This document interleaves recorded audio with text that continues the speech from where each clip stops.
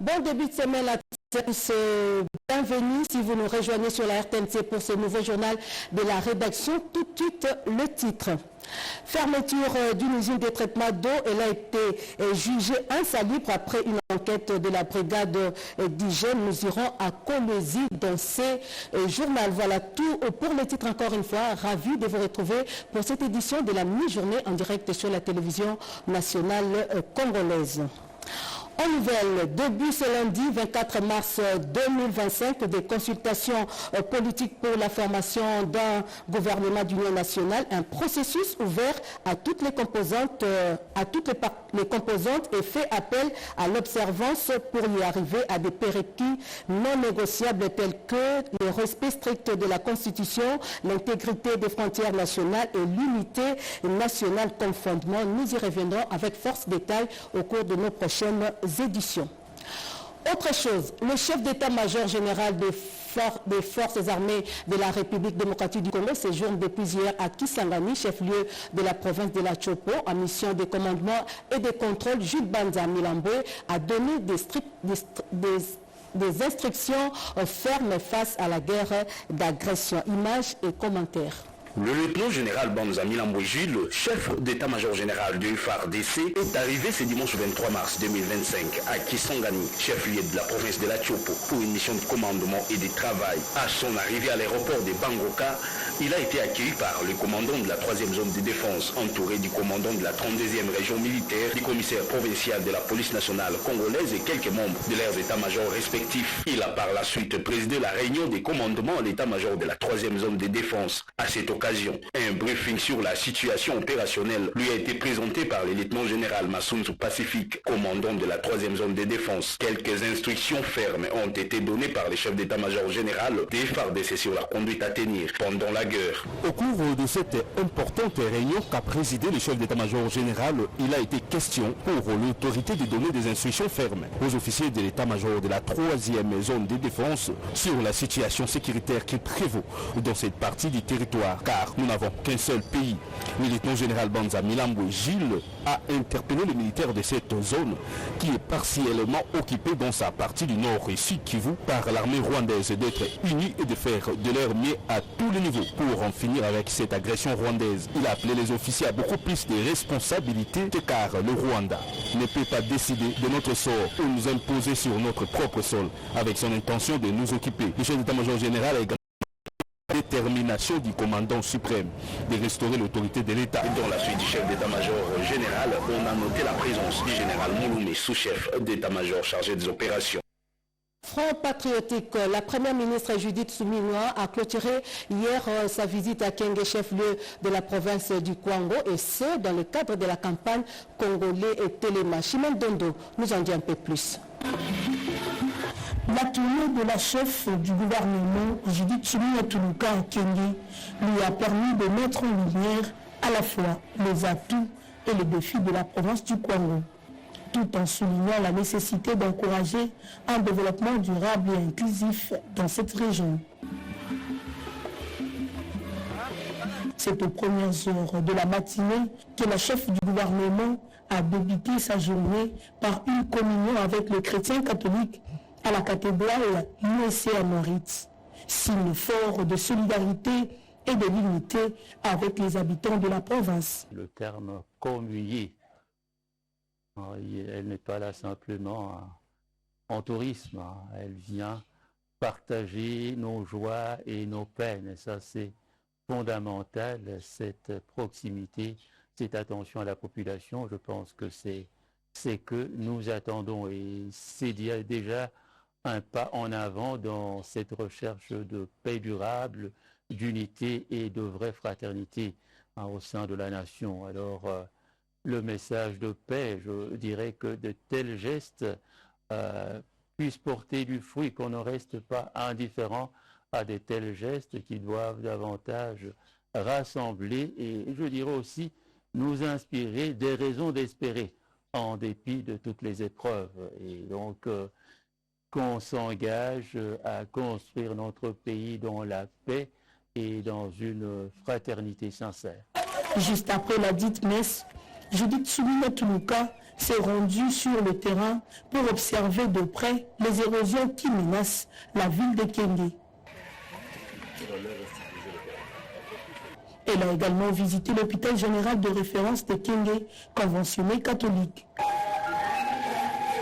Après sa visite à Kenge, la chef de l'exécutif central, Judith Suminwa Tuluka, poursuivra la campagne Congolais Téléma dans d'autres provinces du pays afin de promouvoir l'unité nationale, la paix au pays. Et pendant ce temps, Group Security Guard World, une société de gardiennage britannique, elle sollicite une licence pour lancer ses activités en République démocratique du Congo.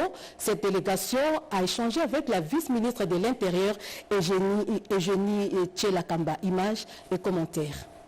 La politique imprimée par le président de la République, Félix-Antoine Tshisekedi Tshilombo, depuis son accession à la magistrature suprême sur la sécurité des personnes et de leurs biens, attire les sociétés britanniques. Auprès de la vice-ministre de l'Intérieur, Sécurité et Décentralisation, Eugénie Tchelakamba, la société Group Security Guard World, spécialisée en gardiennage, est venue solliciter la licence pour le fonctionnement de ses activités en République démocratique du Congo. Nous sommes la société de gardiennage Garda World, la plus grande société de gardiennage au monde. Nous sommes venus rencontrer la ministre où nous avons parlé du fait que nous opérons en RDC et nous avons besoin de licences pour opérer en RDC. Nous l'avons rencontrée, elle nous a promis de faciliter l'obtention de cette licence et nous sommes très heureux du fait qu'elle a pris son temps pour nous recevoir et la réunion était vraiment fructueuse et tout s'est très bien passé. Cette société de gardiennage a salué les sens d'écoute de la vice-ministre de l'Intérieur, Eugénie Tchelakamba, qui, de passage, a tenu à remercier le gouvernement britannique pour sa solidarité légendaire envers la RDC pendant cette période où le Rwanda et ses supplétifs du M23 massacrent le peuple congolais. La suspension de la majorité de ces aides financières à Kigali est un signal fort de la coopération existante entre les deux nations. L'actualité en province nous amène dans le Haut-Uélé où séjourne une délégation parlementaire mixte avec à sa tête l'honorable Crispin Atamatabe Mogodi. Cette délégation a inspecté sur place différents travaux en cours d'exécution. Nathalie Mboula, reportage.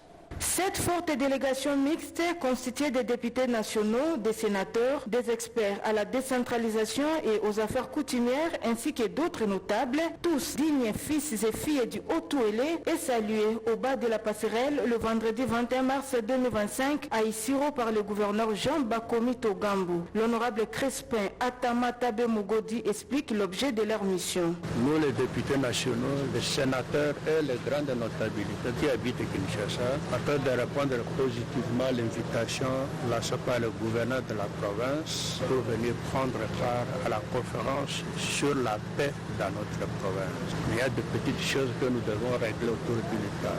Des conflits, des limites, nous allons nous asseoir pour essayer de trouver une solution ensemble. En réalité, nous venons préparer le terrain. Les cartographes vont venir, qui trouvent déjà l'esprit apaisé. S'agissant du volet de la mission consacrée à la reconnaissance officielle de certains chefs coutumiers, le directeur administratif précise ce qui suit. Dans le cadre des efforts que le gouverneur est en train de mener, que le chef de l'État il a voulu assez que sa parole s'exécute. Je suis porteur de ces arrêtés-là pour que ces chefs coutumiers qui étaient ici depuis des années, mais ils n'étaient pas reconnus par Kinshasa. Aujourd'hui, ils sont tous reconnus. En vue de se faire une idée nette sur la transformation actuelle de la capitale provinciale, les membres de cette forte délégation ont visité à Kerjoa, sous la conduite de Jean Bakomito, les travaux de modernisation en cours de l'aéroport et les vastes germopépinières pour la relance agricole, ainsi que l'école technique agricole située au PK8 de la ville d'Isiro sur la route Neissou. Une réception riche en couleurs aux allures de la retrouvaille a clôturé la première journée de cette délégation à Isiro.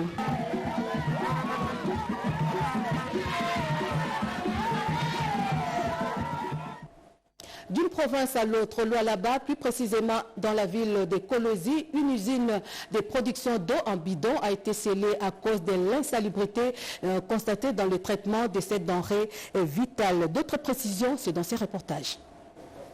Une usine de traitement d'eau impropre à la consommation non identifiée appartenant à un sujet indien, implantée dans un quartier résidentiel sur l'avenue Mazangou, vient d'être fermée et scellée par la mairie de Kolwezi, sur instruction ferme de l'autorité urbaine, Maître Jacques Massengo Kindele, après avoir recueilli des rapports des enquêtes menées par sa brigade d'hygiène publique. Bien avant de procéder à sa fermeture, l'autorité urbaine est descendue sur terrain pour constater. Le maire a visité l'enclos de cette usine.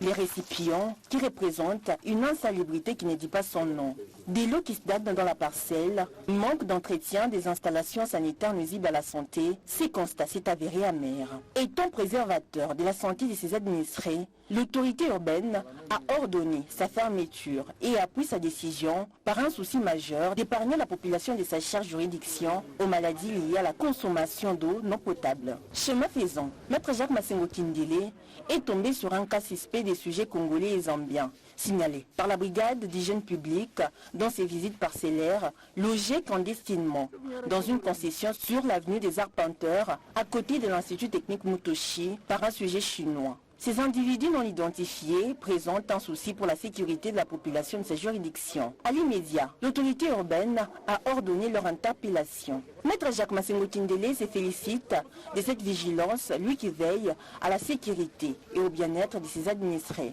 En tant que gardien de la sécurité de la ville, nous avons été informés de la présence de personnes non identifiées qui présentent une suspicion. Alors, pour des raisons d'enquête, nous avons procédé à leur arrestation pour qu'ils puissent être auditionnés. Ces individus ont été remis à la charge du commandant ville Emmanuel Katambo pour l'interrogatoire et l'identification, étant donné que la République démocratique du Congo traverse une période de turbulences marquée par la guerre nous imposée injustement par le Rwanda avec ses supplétifs des rebelles du M23. Puisque nous sommes là-bas, restons-y pour parler de la chef du secteur de Luilou. Betty Kiando a inspecté les travaux de construction de 2 établissements scolaires au village Kassala et Kabange 1. Images et commentaires. Ce vendredi 21 mars 2025, Betty Kiando Kato, qui est chef de secteur Luilou, a effectué une visite d'inspection des travaux de construction des écoles dans les groupements Kazembe et Mwanfoué, notamment dans les villages Kassola et Kabange 1. Ces projets en cours de réalisation prennent en compte 2 bâtiments jumelés de 4 salles de classe chacun, des bureaux administratifs, des blocs sanitaires ainsi que des puits d'eau.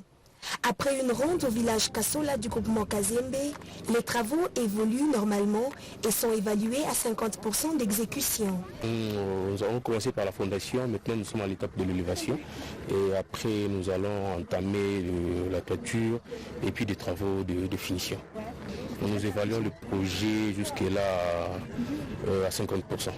Au village Kabange 1 du groupement Mwanfoué, où s'est ensuite rendu Betty Kiando Katoke, le constat est le même. Le projet a déjà pris forme. D'ici quelques jours seront effectués les travaux des poses de la toiture. Présentement, nous avons déjà dépassé l'étape de la fondation.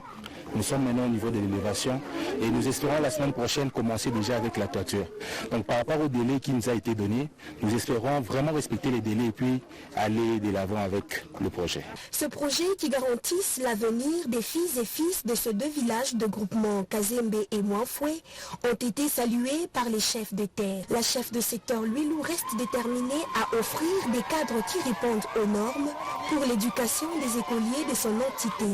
Apporter un plus à la gratuité de l'enseignement des bases, un projet initié par le chef de l'État, Félix-Antoine Tshisekedi, et qui se matérialise dans la province du Lualaba que dirige Fifi Masuka Saini, demeure la grande lutte que mène Betty Kiando Katoke. Parlons éducation avec cet atelier de sensibilisation et de formation des cadres et acteurs de l'éducation nationale sur le nouveau système de recrutement du personnel enseignant. On fait le point avec Mimi Etaka. Ces assises qui se déroulent au centre de cadre de l'EPST vise la formation de cadres supérieurs, responsables de la gestion des ressources humaines des écoles primaires publiques, sur le nouveau système de recrutement basé sur le mérite. Dans son mot d'ouverture, le directeur de province de l'EDUNT Équateur 1, Noël Nando Kabwiko, a rassuré de l'accompagnement de l'EDUNT Équateur 1. Pour sa part, le chef de division et facilitateur national Luanga Asubeti Léonard, à la tête d'une délégation des experts de l'EDUNT venus de Kinshasa, a insisté sur le bien fondé de ces assises. Quelques modifications furent apportées au système.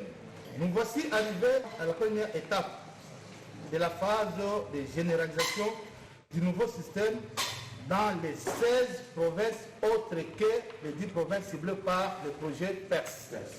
Cette étape consiste à sensibiliser et former les formateurs et utilisateurs provinciaux et locaux à la nouvelle procédure de recrutement.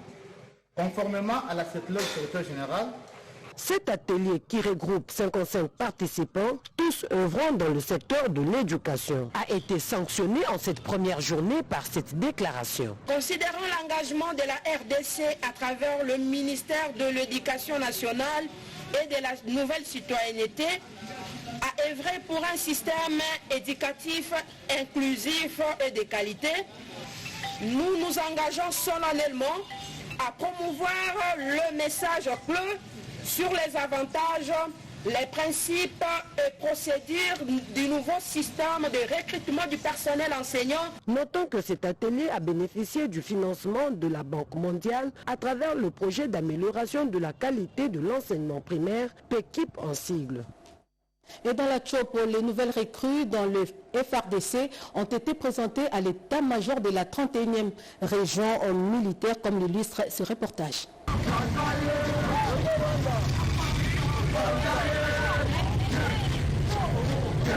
Après avoir sensibilisé les jeunes de la commune de Mangobo, de Yelengue, localité située à plus ou moins 17 km de Kisangani, de Yambaou et de Bokao et Lilanda, dans les territoires d'Issangui, par le ministre provincial de JTPR, ces jeunes qui ont décidé de répondre à l'appel du chef de l'État, Félix Antoine Tshisekedi Tshilombo, relayé en province par les gouverneurs Paulin Lendongolia Lebabonga, sont présentés au vice-gouverneur Didier Lomoyo Itekou.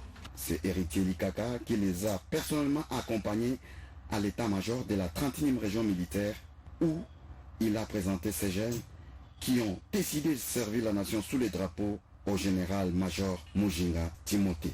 Aujourd'hui, si nous n'arrivons pas à bien préparer aujourd'hui, demain, les jeunes, nous serons des marches à pied pour d'autres pays. Moi, comme ministre des ITPR, qui accompagne la vision du chef de l'État, je n'étais pas resté bras croisés, et aussi j'étais derrière le message du président de la République pour sensibiliser, mobiliser, faire l'éveil de conscience de notre jeune et aussi par leur volonté aujourd'hui, ils sont là pour défendre l'intégrité nationale, l'intégrité de notre pays. Lors de la rencontre avec ces jeunes à la 31e région militaire, Héritier Likaka a exprimé toute sa fierté et son soutien envers ces jeunes, leur rappelant que leur engagement est un acte patriotique pour préserver l'intégrité du territoire national. Et dans les Hauts-Tuélé, les jeunes du territoire des Faradjé, eux, ont été sensibilisés à l'éveil patriotique et à l'enrôlement volontaire au sein des forces armées de la République démocratique du Congo. En vacances parlementaires dans son fief électoral, l'honorable Patrick Andama, député provincial du territoire de Faradjé dans les Hauts-Tuélé, a été accueilli successivement dans les chefferies Logodoka et celle de Dongo, où il a été communié avec ses électeurs. Au centre de la ronde, des séances de veille patriotique face à la guerre d'agression et la sensibilisation des jeunes pour leur enrôlement dans les rangs des forces armées ont été organisées, respectant ainsi le mot d'ordre lancé par le chef de l'État et relayé en province par le gouverneur Jean Bakometo Gambou et le président de l'Assemblée provinciale Justin Zambandezo. yango président aza kosengana na biso tozala nyonso na bomboko mpe tozala nsima na ye mpona kobengana monguna président de la république Félix Antoine Tshisekedi aza kolala lisusu pongi malamu te message ya mibale ya tata mokonzi ya mboka aza kosengana biso jeune à partir de 18 ans, il y a un makoki, il y a une volonté, il y a un makasi, il y a un la mboka, nanzela ya FRDC. Mais l'honorable Patrick Andama n'est pas allé réduire auprès de sa base. Un lot important de cimagris, des tôles, des machines de fabrication de briques et des enveloppes ont été remis pour la construction des églises et autres édifices. Au nom des bénéficiaires, le notable Tandromba Jérémy dit merci, souhaite fructueuse carrière politique à leur fils. Merci mingi pona honorable Patrick ndenge asungi biso na bamakambo moke biso totomboli. Patrick Andama n'a pas oublié de s'enquérir de l'évolution des travaux de la construction des ponts Loa en groupement Makoro dans le cadre de la redevance minière. Toujours en rapport avec cette guerre d'agression, Titimbia, élu de l'Ikasi, appelle les Katangais à l'unité pour barrer la route à l'ennemi de la République. Regardez. Peuple congolais, peuple du Katanga, aujourd'hui notre pays traverse une épreuve terrible imposée par l'agression du Rwanda et supplétive du M23 AFC. Mais c'est dans les moments les plus sombres que l'unité de notre peuple devient notre plus grande force. Nous devons nous rassembler comme un seul homme derrière le chef de l'État Félix Antoine Tshisekedi Tshilombo et le FARDC ainsi que le Wazalendo pour défendre notre terre, notre honneur et notre avenir.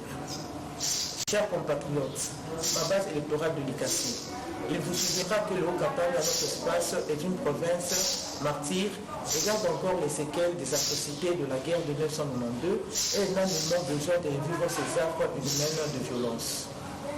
Nos richesses naturelles attirent les convoitises, mais elles n'épouseront jamais notre sport de lendemain.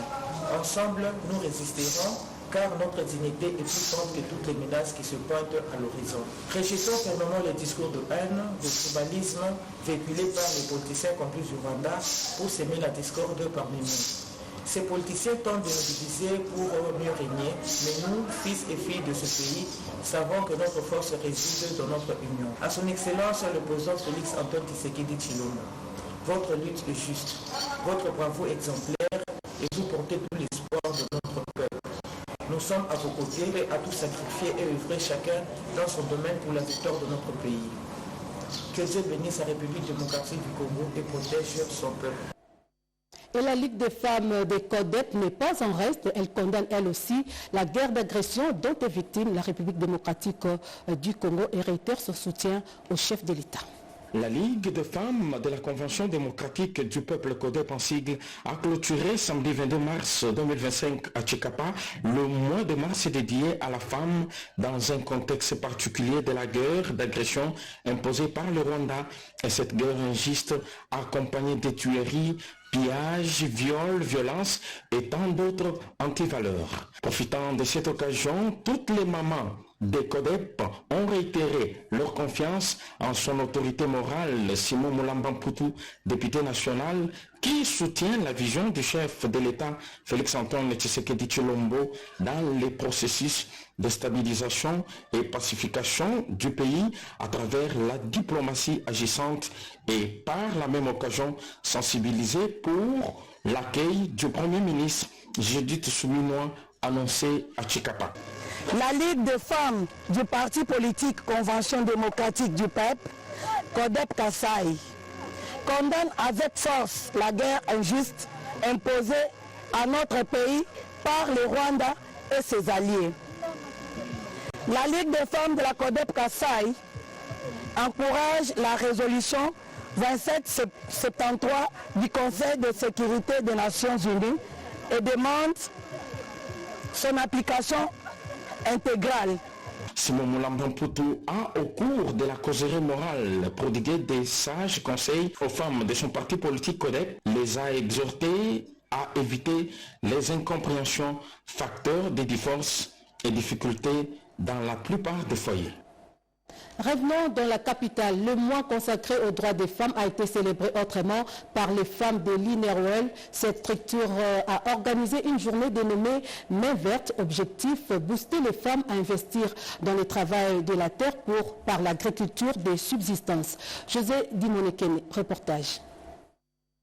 C'est pour initier ces femmes congolaises à l'agriculture de subsistance en vue d'une sécurité alimentaire et nutritionnelle que l'INEROL, en partenariat avec l'ANAPEX, a organisé cette journée main verte. Une rencontre vitale pour les ménages congolais. On est venu apprendre à avoir la main verte, c'est-à-dire toute maman a le devoir de pouvoir avoir un potager chez elle. C'est très important et cela nous voulons dire aux mamans que chaque maman chez elle à la maison, elles ont ce devoir-là. La femme assume plusieurs rôles dans le système alimentaire. Dans les prochains jours, il y aura une grande famine, une crise alimentaire qui va s'installer à travers le monde. Il est important que chaque famille se prenne en charge. Et c'est ainsi qu'on nous a associés pour enseigner les mamans, les encadrer, leur montrer des techniques très simples pour qu'elles puissent se prendre en charge. Parce que nous dilapidons de l'argent chaque jour en allant acheter des légumes au marché, alors que ce sont des choses qu'on peut avoir chez soi à la maison et des produits qui ont une certaine traçabilité. Pas ce qu'on achète et qu'on met des engrais chimiques le matin et on vous le vend le soir. C'est aussi la cause de plusieurs maladies. Que tout le monde se mette dans l'agriculture, surtout l'agriculture domestique, dans les maisons, sans sortir, mais pouvoir se prendre en charge. L'Agence nationale pour la promotion des exportations, ANAPEX, s'engage à apporter son soutien technique à toutes ces femmes réunies au sein de l'INEROL pour renforcer leur autonomisation. Et dans les Kouilou, l'on nous signale la clôture de la première phase de sensibilisation sur le patriotisme dans les 6 sous-divisions du territoire de Gungu par Roger Mutombo, inspecteur principal provincial du Kouilou 3. Images et commentaires. Il a parcouru environ 900 km pour atteindre les apprenants et les cadres éducatifs de la sous-division éducationnelle Kouilou 3 pour sensibiliser sur les valeurs patriotiques et l'importance de l'enseignement. Satisfait de la mission qui lui a été confiée par sa hiérarchie. À l'Institut Mamadou Mitima, Marie-Reine de la Paix, où il a été chaleureusement accueilli par les élèves et les cadres éducatifs, comme dans les autres sous-divisions visitées, l'inspecteur principal provincial Roger Mutombo a prodigué des sages conseils aux élèves finalistes, les invitant à l'assiduité, l'amour de la patrie et à la discipline. L'occasion a été tout indiquée aux élèves de la cité de Moukedi d'exprimer leur joie à travers des poèmes, une façon de témoigner de l'importance de cette visite pour leur avenir. Dans la paroisse catholique Mamadou Mitima, Roger Mutombo a rappelé à ses collègues éducateurs leur devoir d'encadrer les élèves avec diligence et responsabilité. Le cadre éducatif doit se montrer exemplaire dans l'accompagnement de la jeune génération. Après cette première phase de sensibilisation, l'inspecteur principal provincial Roger Mutombo a regagné le chef-lieu de l'inspection principale provinciale du Kouilou 3 dans la soirée. Cependant, 9 autres sous-divisions du territoire d'Idiofa seront visitées dans les prochains jours, toujours dans le cadre de la sensibilisation au patriotisme et de l'éducation à la nouvelle citoyenneté. Découvrons cette dépêche de nos confrères de la direction des sports. Les léopards seniors messieurs de la RDC ont foulé le sol mauritanien depuis hier dimanche 23 mars 2025 pour affronter les Morabitoras de la Mauritanie demain mardi 25 mars 2025 à 22h heure de Kinshasa. Match comptant pour la 6e journée des éliminatoires de la Coupe du Monde États-Unis-Mexique-Canada 2026. C'est là après le succès des hommes de Sébastien Desabre le vendredi dernier à Kinshasa contre les Sud-Soudanais lors de la 5e journée. Notons que la RDC est 2e avec 10 points au classement provisoire du groupe B et la Mauritanie 5e avec 2 points, de pêche signée Gréverin Tantou. Voilà. On passe à la revue de presse à présent dans une sélection et commentaire de Jean-Pierre Ndolo de Mazou.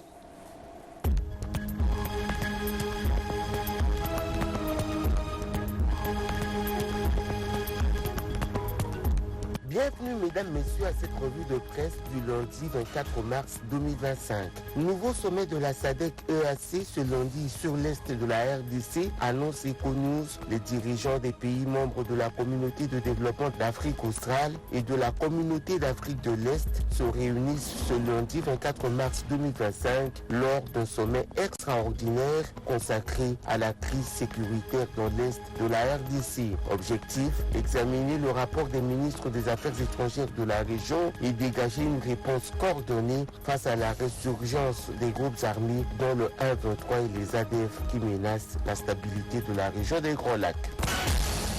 Près de 100 000 personnes déplacées par des violences en Ituri clament le quotidien. Des violences armées ont déplacé des dizaines de milliers de personnes depuis le début de l'année, signale ONU Info. Selon le Bureau des affaires humanitaires de l'ONU, environ 100 000 personnes ont dû fuir des violences armées dans les territoires de Djougou, Irumu et Mambasa en Ituri. Les affrontements entre les groupes armés et les attaques contre la population ont causé la mort de 205 civils dans les territoires de Djougou, d'Irumu et de Mambasa, et ce, durant les 2 premiers mois de l'année.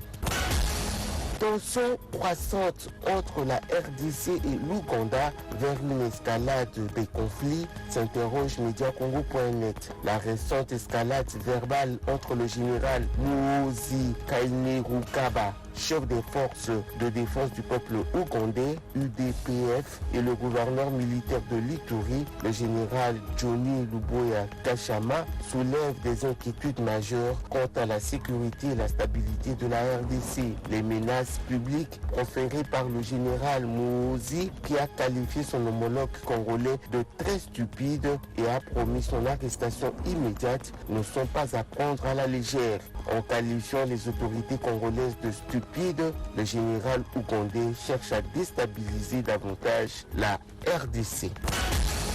Nord Kivu, guerre au front, pression fiscale à l'arrière, le double supplice des opérateurs économiques à Kasindi, révèle Info27.cd. Sous le feu des armes et celui des taxes, le Nord Kivu s'enfonce dans une double agonie, tandis que la guerre continue de ravager cette province martyrisée. Les opérateurs économiques, dernier maillon encore debout, subissent une pression fiscale croissante. Au nom de la modernisation de l'aéroport de Beni Mavivi, le gouvernement provincial multiplie des prélèvements sur chaque camion de produits pétroliers entrant par Kasindi, et ce jusqu'à $1 200 américains supplémentaires en marge des mécanismes légaux.